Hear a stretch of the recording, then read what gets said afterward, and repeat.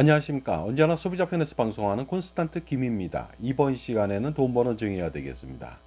재산이 무조건 많다고 해서 먼저 증여하면 절대로 안 됩니다. 여기에 대해서 알아보도록 하겠습니다. 일반적으로 재산이 많은 사람 것을 먼저 증여하게 되어 있는데요. 그렇지 않은 경우도 있으니까 주의할 필요가 있습니다.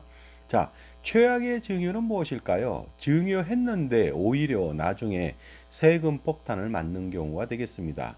그런데 놀랍게도 이러한 일은 굉장히 많이 발생하게 됩니다. 자, 실전 사례를 통해 알아보도록 하겠습니다. 고령의 부친이요, 재산이 70억 원 정도 있습니다. 모친 재산은 20억 원이고요. 상속인은 자녀 한 명만 있습니다. 이랬을 때 부친의 재산이 70억 원이니까 먼저 증여해야겠다, 이런 생각을 한다면 큰 오산이 아닐 수 없습니다. 왜냐면요, 종합적으로 판단하지 못해서 생긴 문제입니다. 그러나 일반인이라든가 그 다음에 전문가가 아닌 전문가인 양 자처하는 사람들은요, 반드시 고령의 부친의 재산부터 증여하고자 할 겁니다. 하지만 절대 그렇게 하면 안 되는 경우도 많으니까 주의하시기 바랍니다. 자, 현재 부친의 상속세를 판단해 보도록 하겠습니다. 70억 원인데요. 상속세를 산출하는데 상속 공제를 좀 알아보도록 하겠습니다. 배우자 공제는 최대 30억 원까지 받을 수가 있습니다. 일괄 공제 5억 원 받고요. 5억 원이죠. 그 다음에 순금융재산 공제 2억 원 받으니까 공제 합계가 37억 원이 되겠습니다. 따라서 어떻습니까? 그 33억 원에 대해서 상속세를 50% 적용하고 4억 6천만 원 누진 공제를 하니까 상속세는 11억 6천만 원이 나왔습니다. 그런데 이렇게 해서 부친께서 돌아가시고 상속세 11억 6천만 원을 냈는데 당연히 모친도요, 상속재산을 받게 됩니다. 왜냐면요, 배우자 상속공제로 30억 원을 받았으니까 당연히 30억 원의 상속재산을 받아야만 됩니다. 그래야만 30억 원까지 공제가 가능하거든요. 그런데 어떻습니까? 모친의 상속재산은요, 기존 재산이 20억 원 있잖아요. 그런 다음에 상속세 11억 6천만 원을 대납한다면 30억 원 상속재산 중에서 18억 4천만 원이 남겠죠. 두 개 다 합친다면 토탈 모친의 상속재산은 38억 4천만 원이 되겠습니다. 자, 이랬을 때 만약에 모친께서 돌아가신다면요, 상속세는 배우자 공제를 한 푼도 받을 수가 없습니다. 0원이죠. 일가 공제만 5억 원 받고요. 순금융재산 공제가 가능하다면 2억 원을 받을 수 있겠죠. 7억 원만 공제하니까 상속세는 10억 9,600만 원 나왔습니다. 놀랍게도 재산이 더 적었던 모친의 상속세가 더 많이 나왔죠. 두 개 다 합치니까 22억 5,600만 원이라고 하는 엄청난 세금이 나왔습니다. 그런데 만약에 부친 재산을 증여한다고 가정해 보도록 하겠습니다. 자녀 한 사람이니까 자녀한테 10억 5천, 자녀 배우자한테 10억 천을 증여하고요. 손자녀가 두 명 있습니다. 각각 성년 성자녀인데 5억 5천만 원씩 11억 원을 증여한다면 토탈 31억 6천만 원을 증여할 수가 있을 겁니다. 이랬을 때 증여세는요, 세대 승량 할증세액 다 포함해서 7억 1,400만 원 정도가 나옵니다. 그런데 증여한 이후에 3년 후 상속이 발생됐다면 비상속인한테 증여한 건이나 아니면요, 상속인한테 증여한 건은 모두 다 상속재산의 증여재산이 합산해서 누진과세를 당하게 됩니다. 그리고요, 어떻습니까? 증여 후 재산도 38억 4천만 원인데 매년 4%씩 상승한다고 가정했을 때 3년 후에는 상속재산은 43억 1947만 원이 되고 증여재산 31억 6천만 원을 합치니까 74억 7,947만 원의 상속재산이 나왔습니다. 여기에 대해서 상속세를 마찬가지로 산출하게 되는데 배우자 공제 30억 원, 일괄 공제 5억 원, 순금융재산 공제 5억 원, 2억 원 하니까 상속세는 14억 2,973만 원이 나왔거든요. 그런데 기납부 증여세 7억 1,400만 원을 어떻습니까? 공제를 하게 된다면은 실질적으로 내야 되는 돈은요, 7억 1,573만 원이 되겠습니다. 여기서 약간 좀 계산에 착오가 있습니다. 7억 1,400만 원이라고 하는 어떻습니까? 증여세라고 하는 것은요, 사실은 어떻습니까? 손자녀한테 증여했을 때 할증세액까지 포함시켰는데 그건 빼야 됩니다. 할증세액은 공제해주지 않습니다. 그러니까 실질적으로는요, 7억 5천만 원 내외를 어떻습니까? 바로 추가적으로 상속세를 내야만 되겠습니다. 그러다 보니까 어떻습니까? 전체적으로 증여를 했음에도 불구하고 14억 2,973만 원이라고 하는 증여세와 상속세를 피할 수가 없었죠.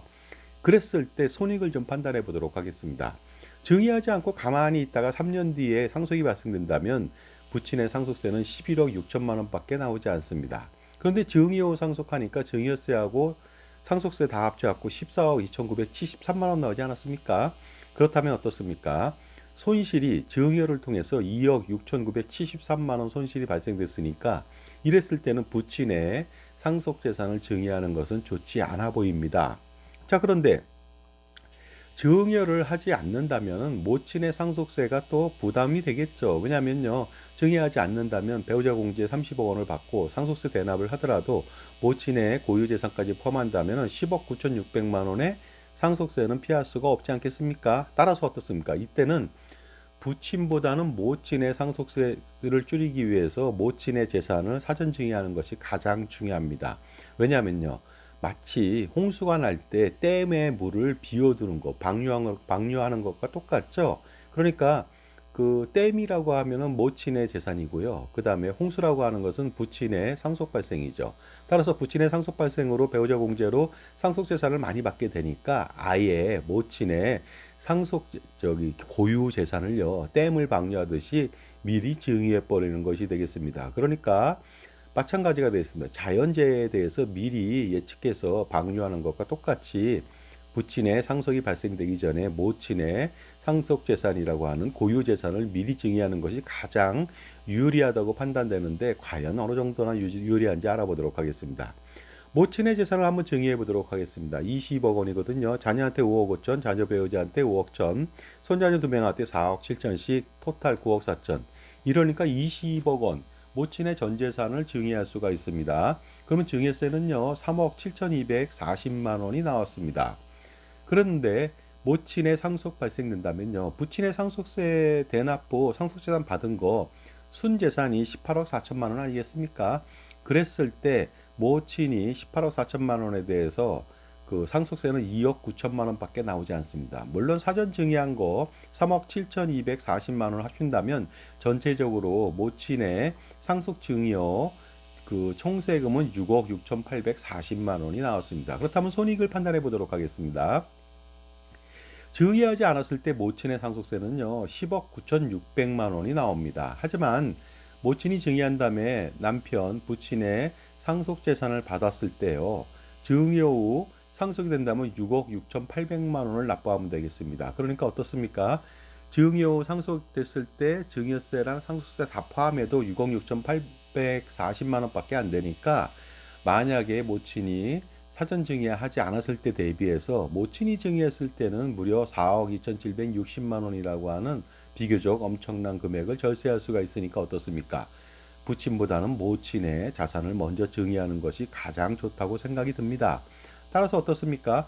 부친 자산 증여 대신에 모친의 재산을 증여하는 것이 바로 이 절세 전략의 핵심 포인트가 되겠습니다. 그렇게 된다면요, 2억 6,973만 원의 손실을 방지하고 4억 2,760만 원의 절세를 통해서 이익을 구가할 수가 있습니다.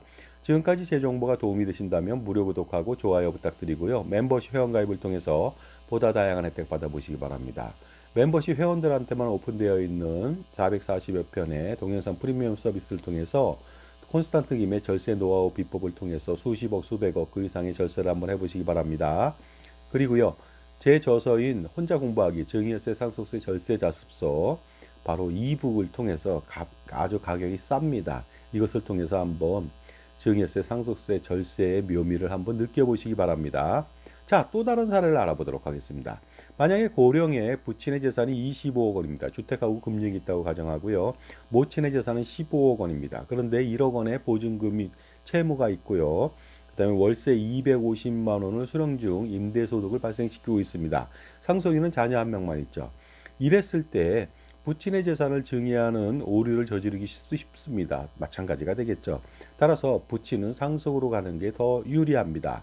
하지만 부친의 상속이 발생됐을 때요, 상속재산이 25억 원인데 만약에 배우자 공제로 15억 원 최대로 풀로 받을 수 있죠. 일가공제 5억 원, 순금융재산 공제 2억 원 하면 5천만 원의 비교적 어떻습니까? 부친의 상속세는 굉장히 적습니다. 그리고요, 부친의 상속 발생 시 상속재산 25억 원에 대해서 배우자 공제로 기본만 5억 원 받는다고 했을 때는 어떻습니까? 상속세가 3억 6천만 원 나오거든요. 왜 이렇게 비교를 하냐면요. 최대로 받게 된다면 또 모친의 상속세가 늘다 보니까 최소로 받는 것도 괜찮은 방법이 되겠습니다. 따라서 어떻습니까? 그 부친의 그 상속세라고 하는 것은요, 3억 6천에서 5천만 원 정도밖에 안 되다 보니까 어떻습니까? 부친의 사전 증여 전략은 불필요하다고 볼 수가 있습니다. 그리고요, 어떻습니까? 배우자 공제를 만약에 15억 원을 받는다면은 모친은 부친 상속 시 14억 5천만 원이라고 하는 세후 상속 재산을 수령할 수가 있습니다. 기존 재산하고 그럼 합쳐서요, 28억 5천만 원이 되는데 상속세 부담은 바로 7억 8천만 원이 나오죠. 하지만 어떻습니까? 그 상속 발생되자마자 모친이 증여를 최대화시킵니다. 배우자 공제 최대화하고 나서 그 세후 자산하고 기존 재산을 가지고서 바로 즉시 증여를 최대화합니다. 자녀한테 5억 5천만 원, 자녀 배우자 5억 1천만 원, 손자녀 각각 1억 9천5백만 원씩, 두 명이면 3억 9천, 토탈 14억 5천만 원을 증여하게 된다면요. 증여세는 2억 2,940만 원 나오고요. 그 다음에 어떻습니까? 본인의 그, 그 임대소득이 발생되고 있는 부동산 자산이 있지 않습니까? 1억 원에 250만 원 월세를 받고 있는데 임대보증금을 전세로 전환을 합니다. 10억 원으로 만약에 바꾼다면은요, 10억 원 가지고 노후생활비 충당이 가능합니다. 그리고 10년 후에 이 10억 원 가지고 노후생활비로 다 쓴다. 간병비나 기타 등등으로 다 쓴다면은요, 10년 후에 부채가 발생됐기 때문에 모친의 상속세는 거의 없을 것으로 보입니다. 그런데 만약에 부친 상속 시 상속재산이 15억 원인데요. 그 배우자 공제로 10억 원이 아닌 5억 원만 공제받는다고 했을 때는 어떤 일이 벌어지는지 알아보도록 하겠습니다. 그렇다면 당연히 어떻습니까? 15억 원일 때는 여러 가지 공제를 통해서 부친의 상속세는 5억 원만 배우자 공제하더라도 5천만 원밖에 나오지 않습니다. 이렇게 배우자 공제를 최소화시킨다면 추후에 배우자의 상속세, 절세 목적 때문에 이렇게 하는 것이죠. 가령 이 상태에서 배우자 공제로 10억 원을 받는다면요. 10억 원에 대해서 어떻습니까? 상속재산을 받아야 되거든요. 이랬을 때 어떻습니까? 10억 원 가지고 자녀한테 증여를 하게 된다면 2억 2,500만 원이라고 하는 추가의 증여세가 붙게 되는데 어떻습니까? 차라리 어떻습니까? 5억 원의 최소 배우자 공제를 받고 나서 상속세 5천만 원 내는 것이 훨씬 더 유리하죠. 괜히 최대한 받았다가 어떻습니까? 상속세 2억 2,500만 원. 그러니까 일반적으로 최대로 공제한다면 그 1억 7,500만 원을 더 손해가 나니까 순간의 선택이 굉장히 중요하다고 볼 수가 있습니다. 마찬가지로 모친의 임대보증금은 월세에서 전세로 전환시켰어요. 노후생활비, 의료비, 간병비로 써서 소진시키거나 자녀들과 같이 쓰게 된다면은 모친의 향후 10년 후 상속세는 거의 없거나 경감될 수가 있습니다. 그리고요, 이렇게 사전 증여 전략을 세워서 그 손자녀 등한테 증여를 하게 된다면 노노상속이라고 하는 것을 피할 수가 있습니다. 그렇게 되니까 자녀에 대한 2차 상속세 부담도 어떻습니까? 발생하지 않을 수가 있으니까 당연히 자녀한테만 증여한다면 노노상속의 문제가 발생될 수가 있으니까 절대 그것보다는요, 손자녀 증여를 더 하는 것이 더 유리합니다. 그리고 만약에 부부가 한 채씩 그 주택을 가지고 있었다면요, 이 상태에서는 당연히 한 주택을 자녀한테 사전 증여하는 것이 좋습니다. 그래야만 부모님께서 돌아가셨을 때 상속 발생 시 상속주택에 대한 양도세 과세 특례를 받을 수가 있기 때문에 그렇습니다. 자, 그리고요, 증여 상속 절세 컨설팅이라고 하는 것은요, 잘못되면은 폐가망신을 당할 수 있고요, 거액의 손실이 발생될 수도 있습니다. 그러다 보니까요, 돈을 버는 것은 두 번째고요, 첫 번째 절세 전략을 세우는 것이 첫 번째가 아닌가 생각됩니다. 당연하죠. 먼저 확실한 절세부터 한 다음에 바로 투자를 하는 것이 가장 중요합니다. 바둑격언에 이런 말이 있습니다. 아생연호 살타다. 자기가 두 눈을 뜨고서 바로 자기가 살아있는 상태에서 남의 대마를 공격하는 것이 가장 승리의 바로 원천이 된다는 뜻이 되겠습니다. 그러니까 절세부터 하고 투자를 하는 것이 좋겠죠. 자, 자산가라면 엄청난 고민이 많이 있습니다. 이 고민들 한 방에 해결해 볼 필요가 있겠죠. 바로 콘스탄트 김의 증여 상속세 절세 전략하고 NGP 플랜을 통해서 동시다발적으로 엄청난 금액을 줄일 수가 있습니다. 100년 동안에 할아버지, 아버지, 손자녀 3대에 걸쳐서요. 수백억, 수천억 그 이상의 절세가 가능합니다. 자산의 규모에 따라 다르겠죠. 그러니까 이 플랜을 진행한다면 100년, 200년, 300년 동안에 3대에 걸쳐서 4대에 걸쳐서 그 이상의 어떻습니까? 세금 무산하고 투자 자산을 확실하게 펼쳐서 제공받을 수 있는데 향후에 어떠한 극악무도한 정권이 들어서서 추가의 가혹한 가렴주구를 횡행하더라도 안전하게 내 재산을 어떻습니까? 3대, 4대, 5대까지 지킬 수 있는 플랜이 되니까 어떻습니까? 콘스탄트 김의 넥스트 제너레이션 플랜, NGP 플랜 반드시 실행시킬 필요가 있겠죠.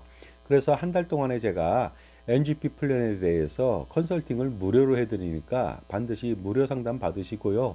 마음에 든다면 진행을 하시는 것이 가장 좋겠죠. 그렇다면 제가 처음부터 끝까지 어떻습니까?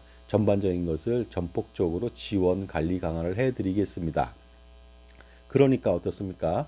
지금 바로 010-5473-9327 콘스탄트 김한테 전화 주신다면 현명한 할아버지, 할머니가 될 것이고요. 현명한 아버지, 어머니가 돼서 향후에 재산권을 행사하면서도 상속세는 완벽하게 해지할 수 있는 현명한 증여와 상속세 절세를요. 100년간 구가할 수가 있습니다. 감사합니다.